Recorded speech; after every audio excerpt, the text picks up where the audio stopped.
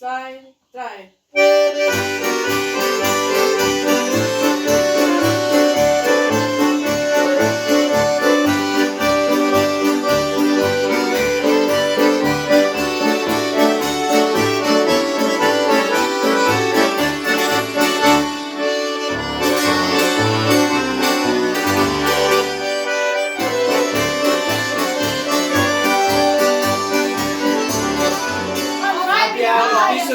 Sorry, aber hey, schaut mal die Abstände an, ich höre euch fast nicht. Ich bin mir da nicht gewöhnt, so weit weg zu sitzen. Und außerdem sind meine Knöpfe dünner als meine Händchen. Ich kann so nicht spielen, Mann. Ja, Mann, kommt jetzt sicher was halt ab, wenn es nicht Ja, ich habe vor allem geht. gesagt, dass es meine Idee ist. Also sorry. Ja, dann halt.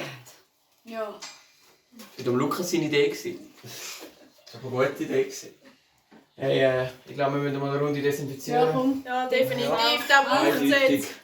Die Nerven wieder Leben fahren. Ja. Zum Wohl miteinander. Zum Wohl.